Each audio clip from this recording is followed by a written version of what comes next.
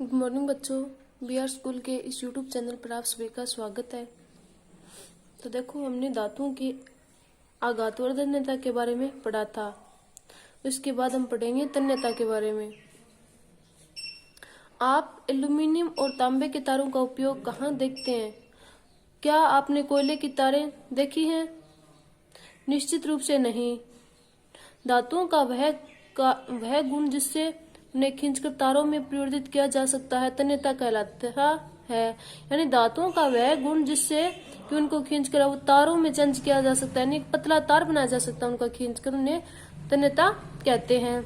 क्या आपने कभी लोहे की शीट, प्लेट, धातु का सिक्का और एक कोयले का टुकड़ा फर्श पर गिराकर उनसे उत्पन्न ध्वनि में के अंतर पर ध्यान दिया है?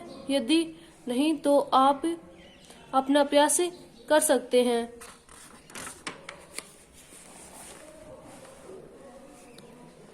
क्या आप उत्पन्न ध्वनियों में कोई अंतर पाते हैं? क्या आपने मंदिरों में लकड़ी की घंटियां देखी हैं? नहीं। क्या आप इसका कारण बता सकते हैं? यानी धातुओं से बनी वस्तुओं को जब कठोर सतह से टकराया जाता है तो उसमें एक निनाद ध्वनि उत्पन्न होती है। यानी धातुओं को जब किसी कठोर सतह से टकराते हैं तो उसमें ध्वनि उत्पन्न होती है।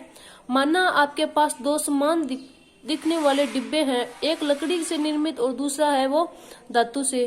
क्या आप दोनों डिब्बों पर चोट करके बता सकते हैं कि कौन सा डिब्बा धातु का है तथा धातु का बना हुआ है? यानी आपके पास एक तो लकड़ी का बना हुआ है और दूसरा है वो धातु से बना हुआ है। उन पर चोट करते हैं तो धातु वाले पर चोट सुनाई देगी, क्योंकि धातु गायन ध्वनियां उत्पन्न करते हैं, अतः वे ध्वनिक कहलाते हैं। यानी धातु में वो ध्वनि का गुण पाया जाता है, ध्वनि उत्पन्न की जा सकती है।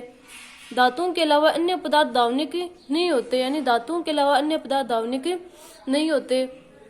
उक्त क्रियाकलाप करने के पश्चात हम यह कह सकते हैं कि कुछ पदार्थ ठोस, चमकीले, आघातवर्धक, तन्य, ध्वनिक तथा उष्मा तथा विद्युत के सुचालक होते हैं। यानी कुछ पदार्थ कठोर होते हैं, चमकीले, आघातवर्धनता, तन्यता, ध्वनिक, उष्मा तथा विद्युत के सुचालक होते हैं। इन्हीं धातुओं के गुण हैं। ये सामान्यतः ये गुण होते हैं वो धातु कहलाते हैं। यानी ये गुण जिसमें पाए जाते हैं वो धातु होती है। धातुओं के उदाहरण है, देखो, iron, copper, aluminium, calcium, magnesium इत्यादि ये धातुओं के उदाहरण हैं। इसके विपरीत कोयले और सल्फर जैसे पदार्थ नरम है तथा दिखने में मलिन है। ये हथौड़े से हल्की चोट से भी टूटकर चूर हो जाते हैं, यानी ये ध्वनिक नहीं है। यानी ये जो हथौड़े की हल्की चोट से भी टूट जाते हैं वो ध्वनिक नहीं है। तथा उष्मा व विद्युत के कुचालक है। ये पदार्थ अधातु कहलाते हैं, यानी ये गुण नहीं पाए जाते वो अधातु कहलाते हैं। अधातुओं के उदाहरण है सल्फर, कार्बन, ऑक्सीजन, फास्फोरस इत्यादि, ये अधातुओं के उदाहरण हैं। नीचे देखो,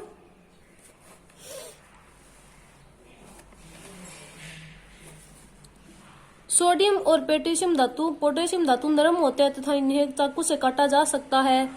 मरकरी यानी पारा केवल ऐसा धातु है जो कमरे के ताप पर द्रवावस्था में पाया जाता है और ये एक अपवाद है। यानी सोडियम और पोटेशियम दो ऐसी धातुएं हैं, यानी ये जो बहुत नरम होती है, इन्हें चाकू से आसानी से काटा जा सकता है। जबकि मरकरी यानी पारा है वो कमरे के तापमान पर द्रवावस्था में पाया जाता है और ये एक अपवाद है। धातुओं और अधातुओं के रासायनिक गुण। अब धातुओं और अधातुओं के हमें रासायनिक गुण धर्म देखने हैं। तो देखो, ऑक्सीजन से अभिक्रिया। आप आयरन में जंग लगने की प्रिय घटना से परिचित हैं।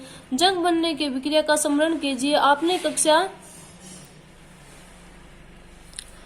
कक्षा 7 में मैग्नीशियम रिबन के वायु में दहन की क्रियाकलाप किया है। आपने सीखा था कि दोनों प्रक्रियाओं में ऑक्साइड बनते हैं। आयरन और मैग्नीशियम की ऑक्सीजन के साथ है वो निम्नलिखित क्रियाओं को पूरा कीजिए। यानी आयरन की जब ऑक्सीजन से अभिक्रिया होती है Fe+O2 और साथ में जल, तो देखो क्या बनता है, वो आपको बताना है। मैग्नीशियम और ऑक्सीजन की अभिक्रिया करने पर क्या बनता है, यानी धातु है वो ऑक्सीजन से अभिक्रिया करती हैं। देखो जैसे आपको नीचे दिखा रखा है क्रियाकलाप 4.3। आइए आयरन, ऑक्सीजन और जल की अभिक्रिया के परिणाम स्वरूप बने जंग की प्रकृति की जांच करें। लगभग 1 चम्मच जंग को लेकर इकट्ठा कीजिए और उसे बहुत थोड़े जल में घोलिए। अब आप पाएंगे कि वह जल में निलंबन के रूप में रहता है। लटकन को अच्छी तरह हिलाइए।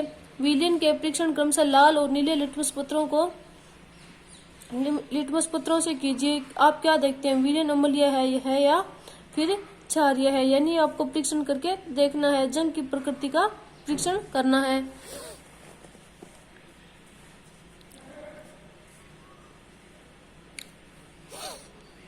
जब कॉपर के बर्तन को लंबे समय तक नम वायु में रखा जाता है तो उस पर एक हल्की परत जमा हो जाती है। यह हरा पदार्थ कॉपर हाइड्रोक्साइड CuOH2 और कॉपर कार्बोनेट CuCO3 का मिश्रण होता है, जो कि आपको निम्नलिखित नीचे अभिक्रिया दे रखी है।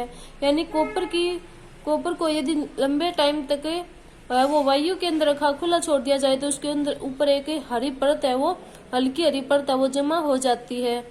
और यह हरा पदार्थ क्या कहलाता है, कॉपर हाइड्रोक्साइड या फिर कॉपर कार्बोनेट। देखो जैसे बन रहा है 2Cu + H2O + CO2 + O2, तो CuOH2 बनता है और CuCO3 बनता है,